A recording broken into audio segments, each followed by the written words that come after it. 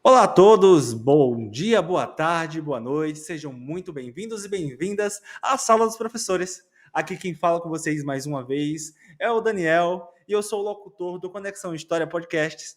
Hoje nós temos mais um convidado especial, o professor Jean Bianchini Moraes, que é graduado em História pela Universidade do Oeste Paulista, a UNOeste, e possui mestrado em Ensino de História pela Universidade Estadual de Maringá, a UEM. Atualmente é docente na diretoria de ensino na região de Mirante do Paranapaema, São Paulo. Professor, é um prazer tê-lo aqui. Eu travei agora no trava-língua porque, meu Deus, que nome é esse?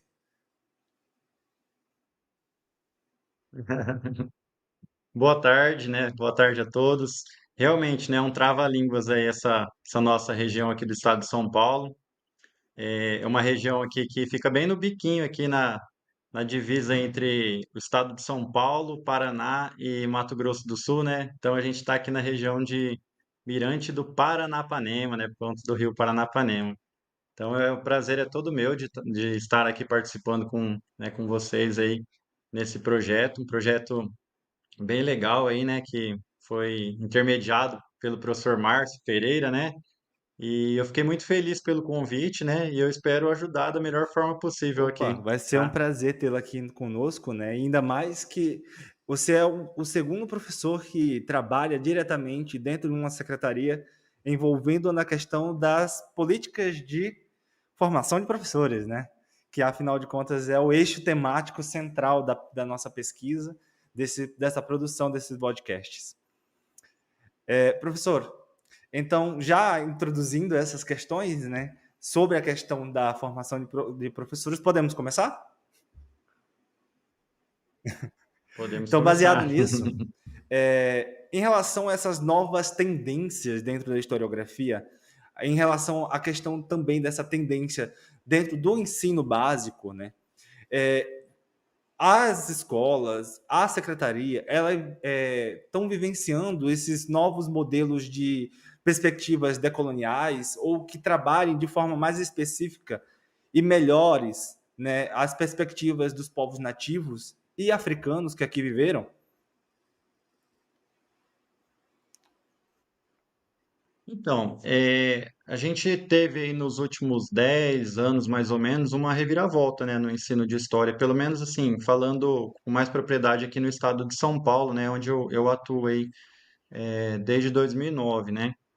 Então, você percebia que antigamente o ensino, né, ele era muito tímido. Ele até era feito, mas de uma forma muito tímida, não tinha muito aquela obrigatoriedade, né, de se trabalhar com povos nativos, com povos africanos, né, afro-brasileiros também. Então, a gente percebia que o pouco que se fazia era muito em função da formação do professor. Às vezes o professor ele buscava conhecimento, né, ali numa pós-graduação e ele trazia esse conhecimento para dentro da sala de aula, né?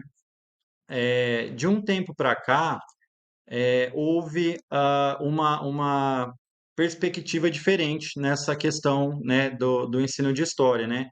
Conforme foi mudando os currículos aí, foi adicionado, né, a essas disciplinas, digamos assim, que tratam desse tema, né?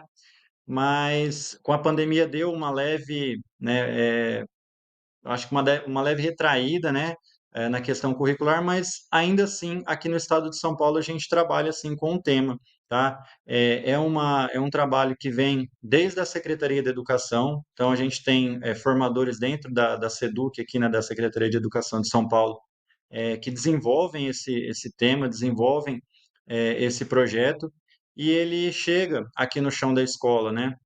Então é legal que a gente consegue ter essa visão um pouco mais ampla do que era 10 anos atrás, né? Então, por exemplo, em relação à formação de professores, a gente tem, né, orientações técnicas, a gente tem como buscar conhecimento, né, em modelos online também, que pós-pandemia, né, foi o que mais literalmente bombou, né? Mas a gente tem percebido sim que as secretarias elas têm investido nessas temáticas. Só que aí eu faço uma leve ressalva, né? A política de conscientização antirracista, ela é muito mais implementada do que quando a gente fala sobre os povos nativos, né? Então, digamos que fique aí uns 70% mais ou menos para a política antirracista e uns 30% para a questão aí dos povos nativos. E é justamente era essa a próxima pergunta, né, a respeito dessas práticas de conscientização a respeito do racismo, né? E se existem demandas de projetos e intervenções fora da data, né, do 20 de novembro, dentro das escolas, com essas formações também, acompanhando o professor, para que o professor não tenha somente o conhecimento próprio, mas também respaldado pela secretaria, né, com essas práticas de formação.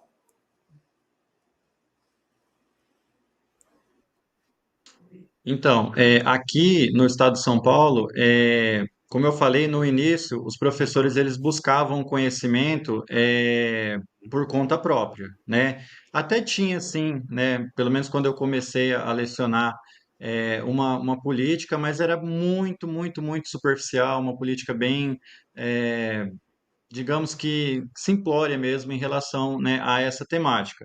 Hoje, né, como eu falei, há formações em vários tipos de esferas, né? Desde as formações na própria escola, pelos coordenadores, né, que são aí os pedagogos, né, que são responsáveis pela parte formativa dentro das escolas. A gente tem formações em nível de diretoria de ensino, né, que acho que aí vocês chamam de núcleos regionais, né? E nós temos também da SEDUC, que seria a Secretaria de Educação, aí com formação em São Paulo mesmo, com vários outros formadores em nível mais estadual mesmo. E há um acompanhamento sistemático dessas formações. Por exemplo, né, nós temos aqui no estado de São Paulo, toda terça-feira, formações feitas pela SEDUC, né, pela Secretaria de Educação, que são as chamadas de ATPC, que são as aulas de tempo, né, de momentos coletivos aí de estudos, né? E nós somos literalmente aqui orientados a fazer desses momentos de formação. E sempre uma dessas formações tem uma pauta antirracista, por exemplo, para que a gente faça, para que a gente acompanhe, né? Então, no meu caso aqui, por exemplo, que trabalho em uma escola de tempo integral, eu divido o meu tempo como coordenador de área, né, de área de ciências humanas, e também como professor. Então, eu faço essas duas pontes, né? Eu replico essas orientações, essas temáticas, né? E ao mesmo tempo eu sou formado também. Então a gente consegue ter um leque um pouquinho mais amplo, né, em relação a Já isso. falando da questão do chão de sala de aula, né, vendo a necessidade da implementação específica da Lei 10.639 e também da complementação dessa lei que surge em 2008, que é a incorporação da questão indígena, né, como a escola trabalha, se é realmente pautado no ano inteiro, né, se tem algum projeto, porque existem escolas que fazem projeto próprio para se trabalhar fora desse período, né, e também se esses materiais que são desenvolvidos realmente são eficazes, né, dentro da conscientização não somente do racismo, mas também de promoção a igualdades e a oportunidades, né, se os alunos têm esse entendimento, que aí é uma relação entre professor e aluno agora, né, não somente professor e instituições superiores da ele. Aham. Como eu falei, as orientações, elas, né, a gente fala que vem de cima, né, vem as formações de cima, mas é interessante que elas chegam sim na sala de aula para os alunos, né? É, como eu disse, o currículo de história daqui de São Paulo, ele mudou nos últimos 3, 4 anos aí para aqui no ensino médio, né, onde eu leciono, ele mudou. Então, hoje a gente percebe que os próprios currículos, os materiais, né, que a gente trabalha bastante com material digital, né, com apostila também, eles vêm com um pouco mais de conteúdos ligados, né, a essa temática. Então, a gente consegue trabalhar mais dentro da sala de aula do que era há 10 anos atrás, por exemplo, que a gente só trabalhava lá em novembro, fazia uma coisa rápida lá em novembro, né, falava sobre por exemplo, a consciência negra, ou no dia do, né, do índio lá, tipo, fazia alguma coisinha, mas era muito superficial, muito assim, limitado, né, muito sazonal, né, digamos assim. Hoje não, hoje ele está incorporado no currículo e a gente trabalha a todo momento, né? É um vai e volta constante. Então a gente trabalha todos os bimestres, né, com vários temas ligados, né, à questão afro, a questão indígena, né? Então, sempre que há alguma temática, eles procuram, enquanto secretaria, adicionar essa questão também puxando para, né, para a cultura africana, para a cultura afro-brasileira, para a própria cultura indígena. Então, a gente consegue sim trabalhar dentro da sala, né? E aí as metodologias ativas são uma forma que a gente trabalha, né? Principalmente dentro dos currículos vem algumas opções de se trabalhar com metodologias ativas, né? Que o aluno ele consegue enxergar um pouco mais e dar um pouco mais de até de engajamento mesmo para esse tipo de temática, né? Então, pelo menos o professor que quer realmente trabalhar, que gosta de trabalhar, né? E cumpre a lei do jeito que deve ser cumprida, ele consegue trabalhar aqui no estado de São Paulo Uhum. tranquilamente, né? Aqui com essas Entendi. temáticas. Você falou uma coisa que agora eu já vou ter que mudar um pouco as ordens das perguntas que eu separei. Mas assim, né, dentro da própria história do Brasil, a gente pode notar ausências de personalidades, de movimentos sociais, de pessoas, né, dentro desse contexto. Não somente pessoas negras, não somente indígenas, mas também a ausência de mulheres dentro da própria historiografia. Dentro dos materiais didáticos, que você mencionou agora, que trabalha uma parte de material didático virtual e outra parte são materiais didáticos físicos, né? Eles incorporam essas pessoas, essas novas buscas de entendimento sobre esses movimentos sociais, essas pessoas esquecidas, vamos dizer assim, obscurecidas, né, nessa ausência constante que nos encontramos dentro da própria historiografia. Olha, eu falei que a gente procura trabalhar, busca trabalhar, mas ainda a gente tem que reconhecer que não está perfeito, né? E ainda falta muito, né? Por isso que a gente não pode parar com essa luta nunca, né? Porque quando a gente pega, por exemplo, para trabalhar dentro desses materiais digitais, há uma questão, né, a se trabalhar, mas ainda é muito generalizada, né? Quando a gente pega, por exemplo, para trabalhar a mulher negra, né, as personalidades negras, né, principalmente quando ainda puxa para a questão feminina, aí a gente percebe que ainda falta muito ainda para, né, para Uhum. esse caminhar. Então, até tem, eu não vou falar, não vou mentir e falar que não tem, né? Mas ainda é preciso trabalhar muito a questão das lideranças negras, é preciso contextualizar um pouquinho mais, né, puxar um pouco mais para os nossos dias, né? A gente teve aí o Krenak, por exemplo, chegando na Academia, né, Brasileira de Letras, e será que os nossos alunos sabem disso? Né? Será que foi trabalhado aí como uma questão nas salas de aulas, né? Então, a gente está aqui, por exemplo, numa biblioteca, né? Quantos livros aqui trabalham com esse tipo né, de personalidade, né? Então, ainda é uma lacuna que nós temos, né? Trabalhamos sim, né? Mas de uma forma muito generalizada. Quando a gente parte para essa questão mais individualizada de personagens, né? Você pergunta, por exemplo, às vezes para um aluno quem foi Dandara, talvez essa pessoa não saiba, né? Esse aluno não saiba. Então, nesse ponto ainda é preciso Uhum. melhorar bastante, né? Você pergunta quem é Zumbi dos Palmares, a figura masculina, ainda eles conhecem, eles sabem e tal. Mas em relação, né, a essa temática um pouco mais puxando para o feminino e principalmente para os povos nativos, aí ainda é uma lacuna muito grande que a gente não tem, tá? Nem nos livros didáticos e nem nos materiais digitais aqui que a gente costuma Entendi. usar. Aí é aquela questão, né, da complementação justamente da formação continuada, né? De buscar fora, muitas vezes, para poder complementar essas ideias, para não permitir que haja esses diversos tipos de discriminação ou até mesmo de falas errôneas, né? E já partindo para a questão realmente da pandemia, já que a gente está reverberando aí um pouco sobre isso, né? Agora vamos falar da sua formação como professor, a formação básica, né, a graduação, e também se há continuação dessa formação, né, por parte da secretaria, investimento nesse sentido. A respeito do uso das tecnologias, né, que é foi o boom agora da pandemia, que todo mundo se pegou meio doido, né, todo mundo ficou meio desorientado nesse processo, e foi o meio que conseguimos fazer para superar um pouco as adversidades, né? Você teve na sua graduação é, algumas disciplinas, né, que hoje a gente já está falando várias disciplinas trabalhando com as temáticas de envolvimento da questão tecnológica para uso dentro da sala de aula? E, consequentemente isso, a secretaria também promove algum tipo de formação, né, a nível estadual ou a nível regional, para que o professor use não somente para lançar nota, né? Porque muitas pessoas acham que usar é somente para lançar nota, mas fazer uso diariamente também desse material digital, de como se trabalhar com ele.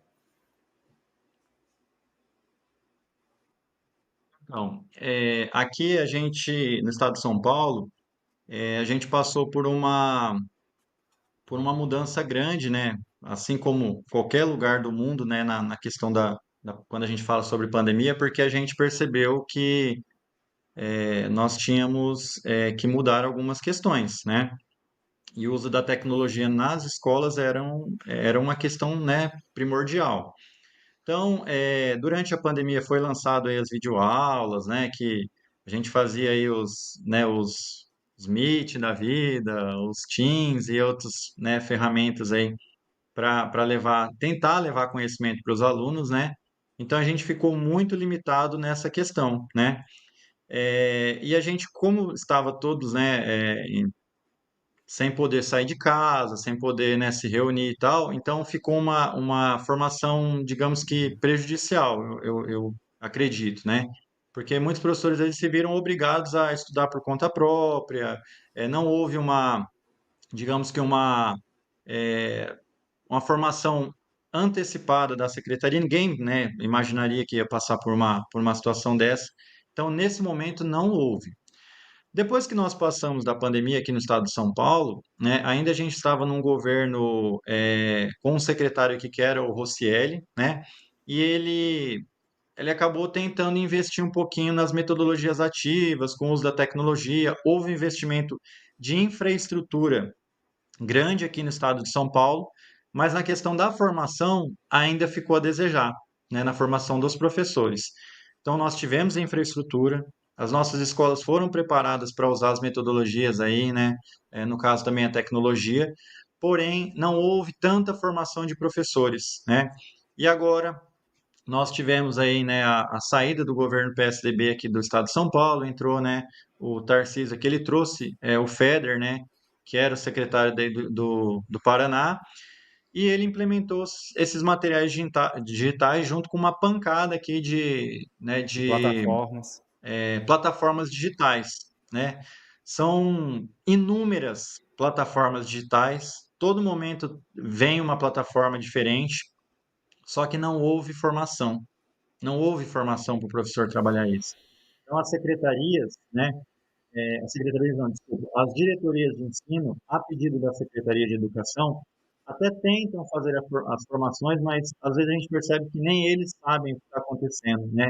Então, em relação à tecnologia na escola, nós temos tecnologia, nós usamos a tecnologia ao nosso modo aqui, porque não houve formação de professores, né? Então, assim, a gente consegue trabalhar com essas temáticas, por exemplo, da Afro, né, da temática indígena e outras temáticas, né, dentro dessas plataformas, mas por conta própria, assim, fazendo da nossa maneira, porque a gente está literalmente aqui, principalmente no ano de 2024, que houve nessa essa obrigatoriedade das plataformas, caminhando assim, todo atropelado, está literalmente atropelando as coisas, e aí é um grande problema porque junto com as plataformas a gente fica meio que sem tempo para trabalhar com esses materiais digitais que chegam, né? Então, assim, os professores aqui eles estão literalmente perdidos em relação a isso, né? Então, a gente tem um conteúdo bom, a gente tem um currículo legal para trabalhar, né? Alguns professores que se sobressaem um pouquinho mais na tecnologia conseguem trabalhar, mas infelizmente aqueles que não conseguem, eles estão sendo um pouco prejudicados aqui, né? Então, esse é meu ponto de vista em relação à tecnologia. Temos, mas ainda precisa de um pouquinho de formação para a melhoria dela. Isso aí é um problema em vários estados, inclusive, tá? Aí, em relação à questão metodológica, né? Existem essas metodologias que as secretarias estão impondo, né? Que agora eu não estou nem falando mais sugerindo, é impondo ao professor para uso. Elas Então, funcionam, na sua opinião? E se funcionam, de que forma? não, não, eu já vou falar assim, que eu costumo falar que, concordando ou não com o governo, eu sempre falo a verdade, porque nós somos professores, a gente, né, somos obrigados a isso, né? A gente tem que falar a verdade, né? Então, assim, os materiais digitais são legais, são bons, eu concordo com isso, são editáveis, então o professor que quer aumentar aí ou selecionar conteúdos, dá para fazer isso tranquilamente, então eu acredito que esse tipo de material digital são bons, mas as plataformas não funcionam. A gente tem plataformas aqui que, igual por exemplo, aqui na nossa região, a internet é muito limitada. Nós temos aqui uma internet de baixíssima qualidade, né? Então, essas ferramentas, essas plataformas que precisam do uso da internet não funcionam. Apesar do governo anterior, né, investir na questão da tecnologia, a gente sabe que 2, 3 anos para a tecnologia já é ultrapassado, né? Então, nós não temos, por exemplo, uma nova leva de computadores, uma nova leva de tablets do ano de 2024, desse novo secretário. Então, nós estamos com pouca demanda, né, de materiais, né, de demanda de equipamentos. E os alunos não gostam, eles não querem fazer isso, principalmente no ensino médio. Eles falam que é perda de tempo. Então, assim, é um tipo de metodologia que não vem funcionando, né? Literalmente, os professores estão perdendo autonomia, que é o caso mais crítico dessas plataformas. Então, assim, há um tipo de plataforma ou outra que funciona, que os alunos gostam? Sim, não vou falar que são todas, né, ruins, mas a grande maioria dessas plataformas, elas são mais punitivas, né, e plataformas de vigilância, digamos assim, da secretaria do que necessariamente aí aprendizagem. Hoje mesmo aqui na nossa escola, né, nós tivemos a prova paulista, que é uma prova bimestral, né, para mensurar o conhecimento desses alunos. Nós temos aí alunos que já estão com o gabarito na mão e que fazem a prova em 3 minutos. Então, o que que isso gera de conhecimento e de aprendizagem para os nossos alunos, né? Então, eu fico me perguntando até que ponto que isso é bom para os números da secretaria, que vão estar tudo maravilhosos, tudo 100%, vai ser bom. Mas e a aprendizagem realmente dos nossos alunos? Até que ponto que eles estão aprendendo? Então, eu, sinceramente, eu não acredito muito nessas É plataformas, mascarado, não. né, os resultados. E assim, já terminando a questão metodológica, né, qual metodologia você, com esses anos de professora, lecionando, acredita que seja um caminho mais viável com seus alunos, que promove realmente uma aprendizagem significativa e protagonista, né? Porque agora tem essa fala, né? O aluno protagonista, Palavrinha, por né? conta do novo ensino médio. Que dá a oportunidade para os alunos se tornarem realmente protagonistas, mas sem tirar a autonomia do professor. Essa daí é uma pergunta muito boa, muito boa. Eu gosto de falar sobre isso porque falar sobre metodologia de ensino, né, eu falo que é uma briga constante para nós que somos também formadores de professores, né? Porque, como eu falei, além de professor, eu sou formador de professor. Mas eu acho que a principal metodologia, né, utilizada e que pelo menos eu utilizo bastante, que faz sentido para os nossos alunos, são metodologias ativas, tá? Isso eu acho que para o século XXI aí, alunos totalmente conectados com celular a todo momento ali, com inteligência artificial na mão e toda essa, né, questão tecnológica, não dá para a gente ficar no tradicional, né? Eu lembro que quando eu estudei, o professor ia lá, colocava o livro didático e mandava copiar uma parte do livro, fazer um resumo do livro. Isso não funciona mais, né? Isso não dá para a gente ficar mais lá atrás do jeito que era antes. Então, eu gosto muito de trabalhar com rotação por estação, né? Aqui eu acho que é uma metodologia que funciona muito, tá? Principalmente no ensino de história. Como a gente tem vários textos, né? E às vezes no ensino médio a gente trabalha muito com textos mais puxando aí para a parte acadêmica, eu acho que é um tipo de metodologia que funciona bem, né? A gente consegue trabalhar em grupo, consegue ter ali um pouquinho de autonomia do aluno e consegue ter uma mediação boa por parte do professor. Então é um tipo de metodologia que eu gosto de trabalhar bastante. É, eu vejo que às vezes a gamificação é uma metodologia que se trabalha muito bem também no ensino fundamental, né? Principalmente para os alunos mais pequenininhos, é um tipo que funciona bem, né? Só que é um tipo de metodologia que demanda um pouco mais de tempo de estudo, de preparo de aula. Então, eu confesso que eu já trabalhei com ela, mas trabalhei com aulas prontas, não foi eu que preparei, mas vi que deu resultado, sim, né? E gosto também de trabalhar também com mapas conceituais, né? Mapa conceitual, eu acho que é uma das metodologias que os alunos também conseguem trabalhar bem hoje em dia.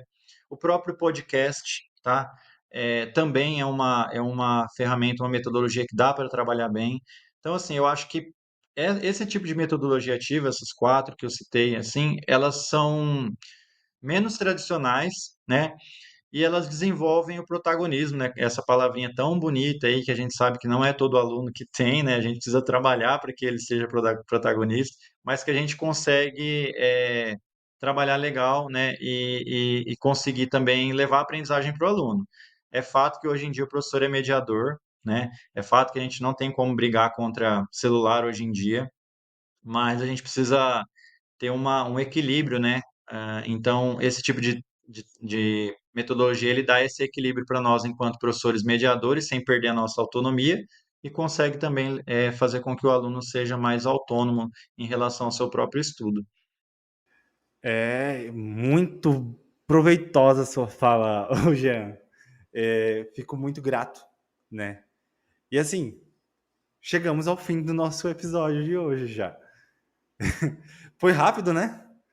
A gente tinha um roteiro Foi. pré-estabelecido, mas foi bem rápido. E gostoso de conversar sobre isso, né?